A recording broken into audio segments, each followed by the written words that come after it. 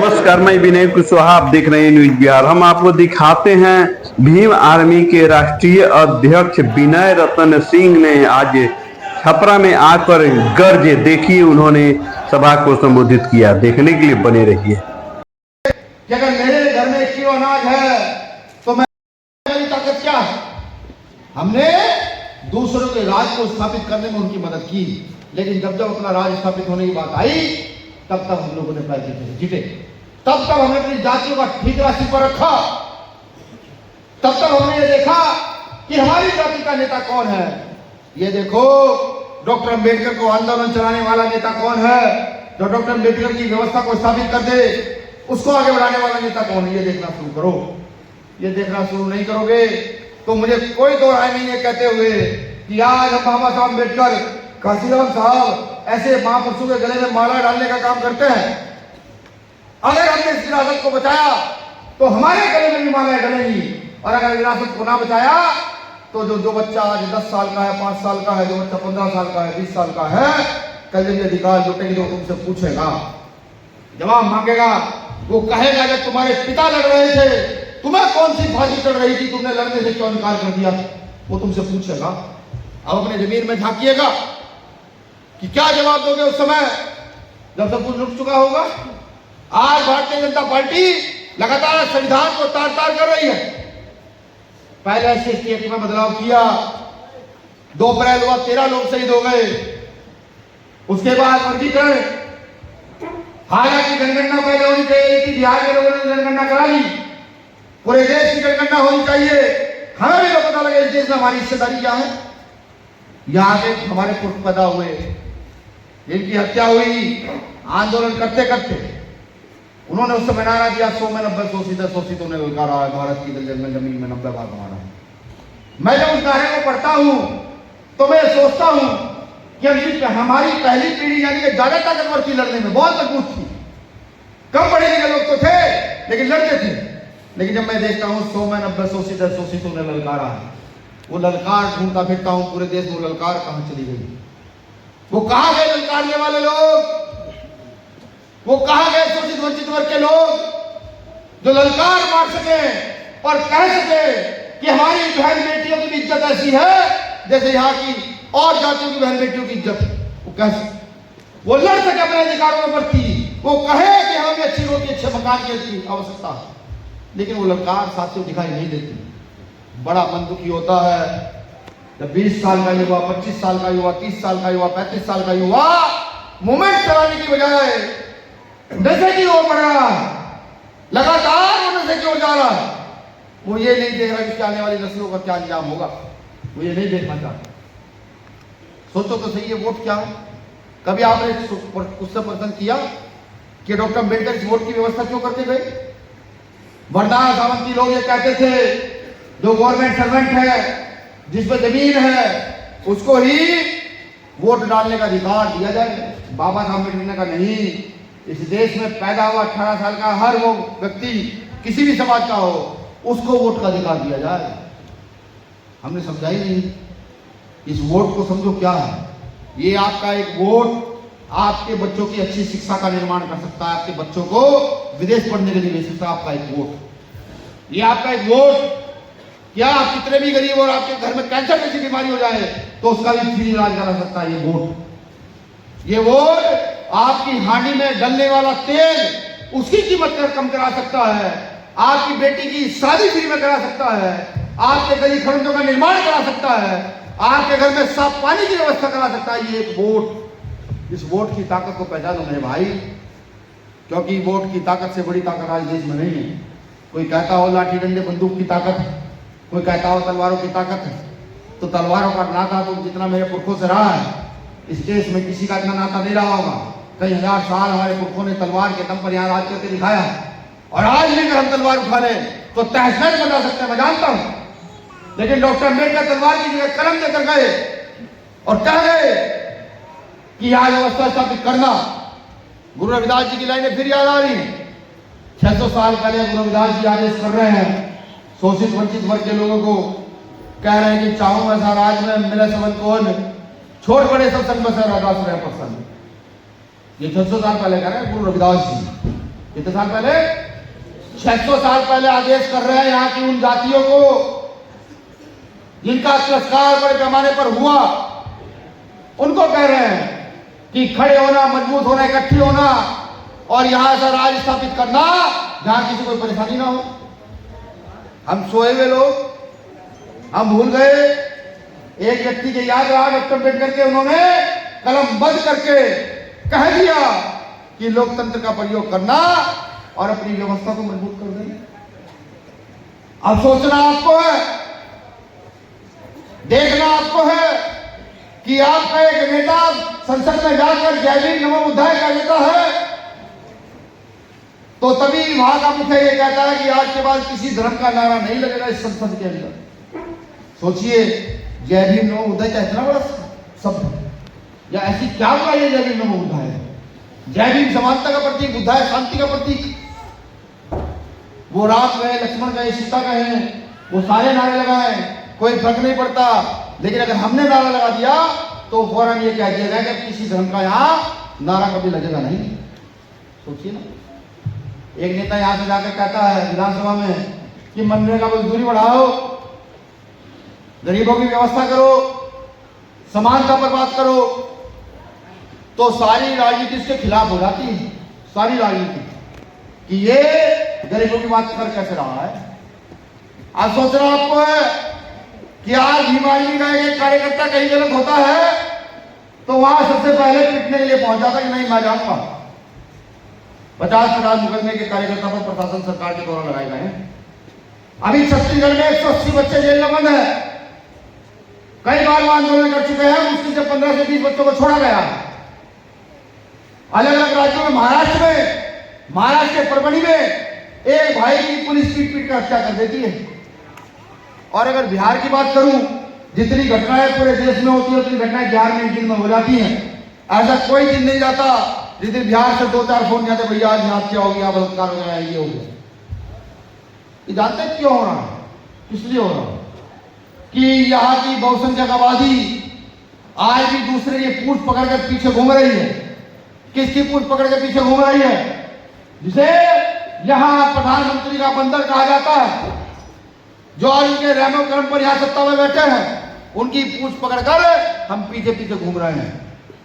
जिस दिन हम ये समझ जाएंगे कि यहाँ राज स्थापित अपना करना और शांति का राज स्थापित करना, सम्राट अशोक की व्यवस्था को आगे बढ़ाना है, शांति समृद्धि की व्यवस्था को आगे बढ़ाना है, उस दिन 1 घंटे के अंदर, 24 घंटे के अंदर इस देश की सत्ता को पलटने में सक्षम है साहब। ये दिन आपको समझ आ जाएगा। उस दिन आपको ज्यादा परिश्रम करने की आवश्यकता नहीं है। सिर्फ वोट की ताकत, वोट की पावर क्या और हमारी जनसंख्या। मैंने देखा है, अगर मैं दलितों की बात करूं तो इस देश का कोई गांव मुझे ऐसा नहीं मिला जहां दलित ना हो। कोई भी गांव, केरल कर्नाटक तक घूम आया हूं, कहीं नहीं मिला। फिर इधर से मुस्लिम जो गांव में निवास करते हैं, फिर बैकवर्ड, और यहां तो बिहार को अगर काउंट किया जाए तो ये उन्हीं 90% लोगों का प्रदेश है जिनको बाबू जगदेव प्रसाद कुशवाहा कहते थे। अब हम सबको इकट्ठा कैसे होना है, ये हमें सोचना है। एक बात ध्यान रखिएगा, अपना घर अपना होता है। अपने घर पर कहावत है कि कुत्ता भी शेर हो जाता है, लेकिन दूसरे का अगर दूसरा होता है, वहां शेर भी कुत्ता बन जाता है दूसरे के घर में जाकर के। ये बात हमेशा ध्यान रखिए। जब भी बात आए अपने बुराई की तो अपने घर की ओर हमेशा चलना। कल मैं भी, अगर विनय रतन भी कल दूसरे घर में चला जाए तो विनय रतन को नकार करके दूसरी लीडरशिप खड़ी कर देना और कहना नहीं, घर तो अपना ही बनाकर तैयार करेंगे, दूसरे घर बन जाएंगे। ये बात कान मांगे। और भीम आर्मी ने बहुजन समाज के लिए घर तैयार कर दिया जिसका नाम आजाद समाज पार्टी काशीराम है। जिसको राजनीति करने का शौक है वो जाए आजाद समाज पार्टी में जुड़े और कहे कि भैया हम यहाँ रहकर राजनीति विधायक एमपी बनना चाहते हैं, पैसा हो ना हो कोई फर्क नहीं पड़ता, आकर के काम करना शुरू करे। जो ये कहता है कि नहीं भैया पहले मुझे नाम कमाना है, इस देश में अपना नाम करना है, इतना काम करना लोग अम्बेडकर जी लोग मुझे जाने, वो जाए जाकर के भीम आर्मी का कार्यकर्ता बन जाए और सीखने का काम करे कि कैसे सत्ता चलाई जाएगी, कैसे व्यवस्था बढ़ाई जाएगी, कैसे नेता खड़े किए जाएंगे। मैं लिखकर देता हूं आपको कि 5 साल में हम यहाँ देश की व्यवस्था बदल देंगे। एक राज्य ने देश की व्यवस्था को बदल कर रख दें। आज बड़े बड़े नेता डरते हैं कि जब अमर ज्योति किसी घटना में जाता है तो पहले से फोन आते हैं, भाई फटाफट अमर ज्योति से पहले पहुंच जाओ। जौहर आजाद किसी घटना में जाते हैं तो पहले फोन आते हैं नेता को, तुम उनसे पहले पहुंच जाओ।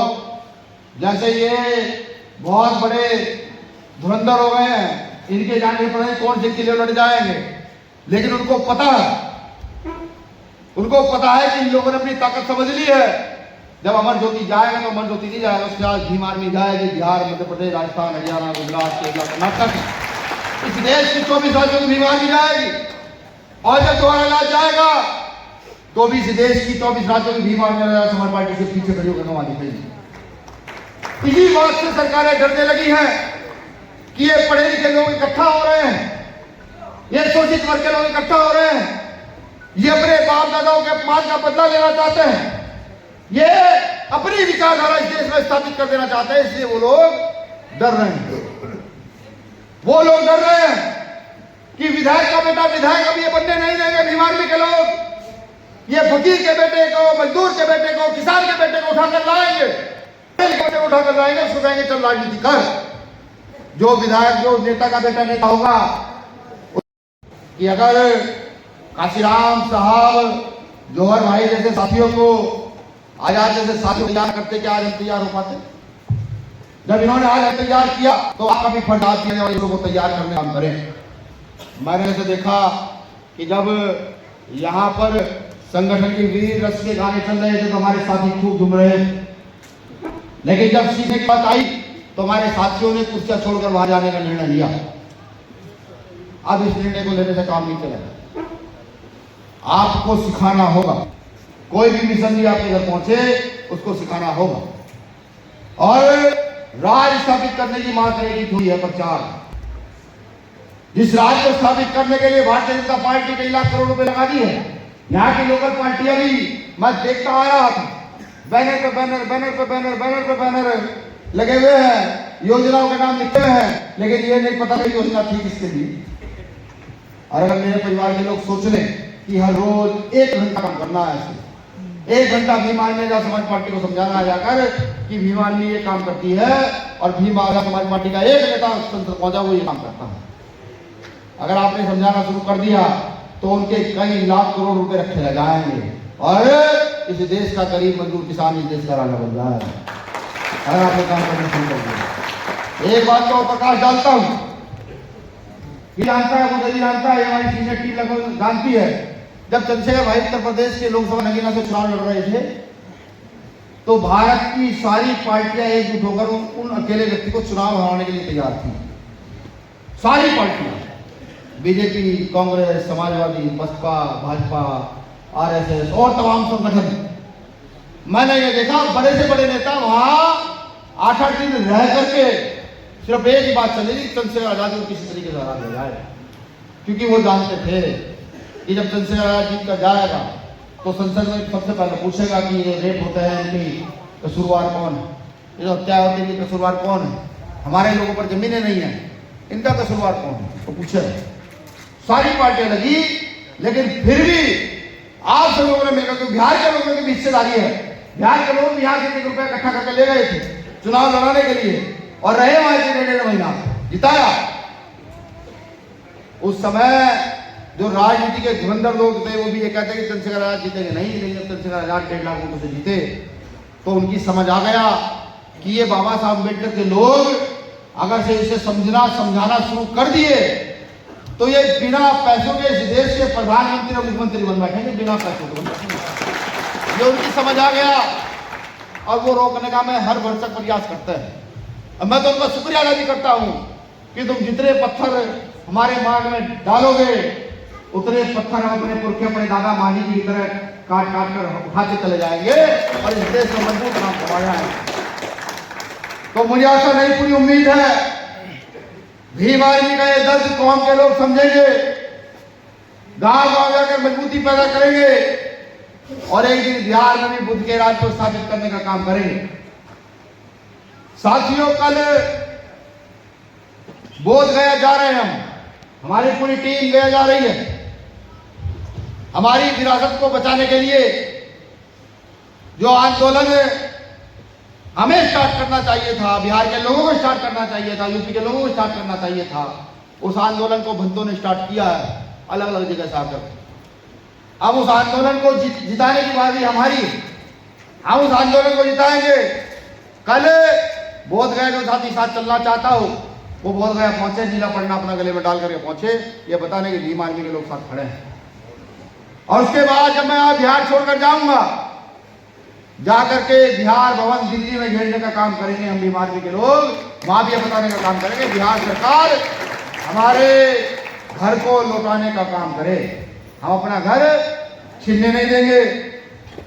शुक्रिया, आभार, माफी के साथ कि कुछ अगर मेरे शब्दों से आपको दुख पहुंचा हो, अपना भाई अपना बच्चा समझकर माफ कर देना। एक बात अंत में कहूंगा कि अपने घर को मजबूत करें और मजबूत करके आगे की ओर बढ़ाएं। कुछ पुराने साथी जो अलग अलग पार्टियों में रहे,